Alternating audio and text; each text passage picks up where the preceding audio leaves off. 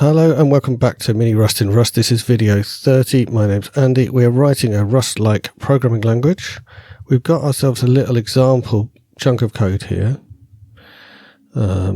which is going to calculate the factorial. But what's important really is that you can make variables, you can make a while loop, you can modify variables, and then you can kind of give an answer at the end. And this isn't a function because we don't support functions yet. So what exactly it is a little bit odd. It's like it's a sequence of tokens, like let is a token, n is a token, semicolon is a token, and so on. And then it's something that we can then parse, which turns that from a sequence of tokens into a sequence of syntax trees. So this is a syntax tree, this is a syntax tree, this whole thing is a syntax tree, and so on. And actually the type of syntax tree is kind of interesting. So this is a syntax tree of type statement, and so is this. And this is a syntax tree of type, if I think eventually when we've got this working, it's going to be a syntax tree of type expression. But then the actual value of that expression, because it kind of while loops can kind of return a value in Rust.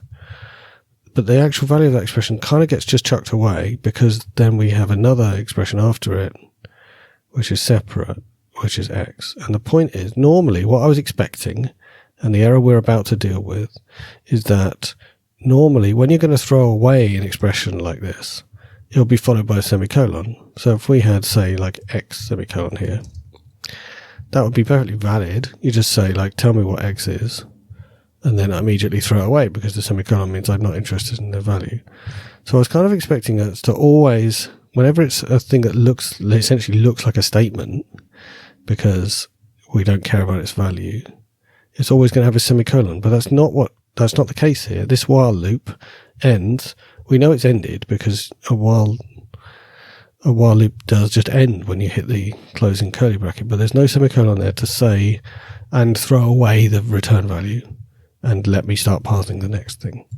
So where this all gets us to is the last video we got the plus equals and times equals stuff to work, and the video before we got like a while loop with stuff inside it, and the video before we did like a while loop with nothing inside it. So we're getting very, very close to this whole thing parsing. But if I unignore that test, as I've just done, and run the tests, we saw this last time just at the very end of the video, we saw that there is a weird error message saying on line 9, this thing where we just say x on its own causes an internal parsing error, which doesn't sound good. And basically it's the stuff we were just talking about. So once we get to this x, it doesn't know what to do because the while didn't end the way it was expecting. So let's have a look at the parsing code. So what this is the bit. So I was a bit nervous about whether I was going to figure this out on stream. So I actually had a look beforehand and figured it out. So the parse next function, which is basically a thing that says, I'm giving you a stream of tokens, give me the next syntax tree. What it does is says, give me the next expression. And then it does some fiddling around, and then it says, okay, give me the next token. If there's no token, then we're done. But in our case, there is a token. It's this x, right? So it went and got the while expression, put it in expr, and then there is another token, but that token is not of kind semicolon. So we hit this internal parsing error. And the point is, if we hit a semicolon, we know we've got a statement and we can return it. And what I was thinking was, if we didn't hit a semicolon, then we stopped grabbing tokens, even though we didn't hit a semicolon. And I thought that could never happen, but obviously it can happen because, for example, while is a great example. We know the while is finished because we hit the closing brace. So actually, we have finished parsing an expression, even though we didn't hit a semicolon. So let's write ourselves a test for this case and then make it pass. So it's basically going to be a while loop followed by something else. So, gosh, this is huge. Let's try and make it smaller than that. So we'll do parse while followed by expression. That'll do us. And let's do, we've got to do while 1 is less than or equal to 2 because we don't yet have like a while true or something, but we don't need anything inside here. And then we'll just have an X like that. So is that valid Rust code? Let's just check that's valid Rust code because it looks weird, doesn't it? While 1 is less than or equal to 2, do nothing, and then X. So we better do semicolon there. So we'll just say let X equal 3, 4. That's fine. Okay, so it reformatted it, and it says, warning, this doesn't do anything. But it did actually allow it as valid syntax. So, yeah. It looks weird because it's not on this. It's on the same line, and that's why it got reformatted to put on the next line. But that's okay. So this is fine. If it made us feel better, we could put in a new line before the X. But yeah, that's all good. And this could be X plus 3 or something else, but X is enough to trigger our bug. So the block is going to be an empty vec of stuff.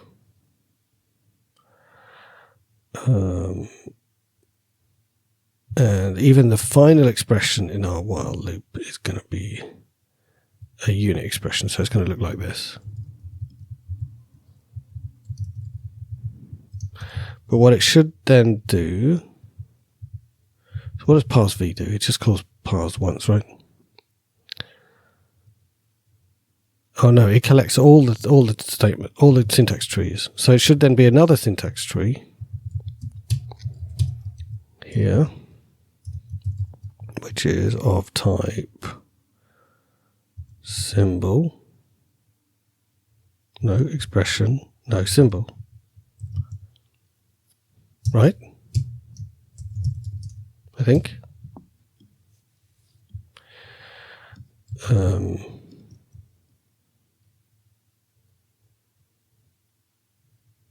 No, it should be it's a leaf. It's a leaf. It's basically a symbol on its own.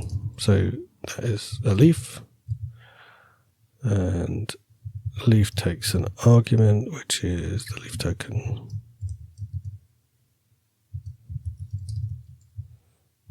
Does leaf token have like a new? Yeah, leaf token has a associated function of symbol. Yeah. And the literal will be X, and the span of it is going to be some number that's big. Let's say, start there, move 10 to the right, then move 5 to the right. So it's about, let's say 16. We'll see if we get it wrong. So it should parse as a while loop of some kind, don't even care what, followed by another syntax tree, separate syntax tree, which is the symbol X. When we run the test,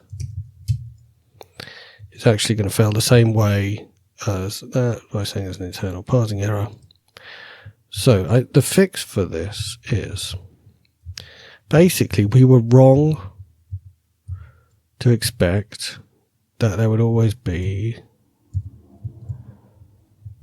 if there wasn't a semicolon, there'd either be a semicolon or nothing. Actually, it's actually allowed. It's allowed to finish parsing something even though we didn't hit a semicolon. And the thing we got back from that parsing step, like the while loop, is not a statement necessarily. It's an expression, I think. Now this is the part where I'm not too sure about. So that while thing, like I was assuming that every syntax tree in a block of code like this was going to be a statement, except the last one, which might be an expression. And what we're seeing is that in this case, I'm treating it now as that while loop is an expression because, as I said before, while loops can have values. Even though it's not the last thing in our kind of block of code, I'm just going to say it's an expression. The other option would be to say, if it's followed by more stuff, it kind of gets transformed into a statement. It's as if there's a semicolon after it, even if there isn't. And we might need that for something, but so far we don't seem to. I don't think so. We might be okay. So for now, we're just going to say, yep, just the result of evaluating that while loop is an expression. Simple as that. So I think that will make our tests pass.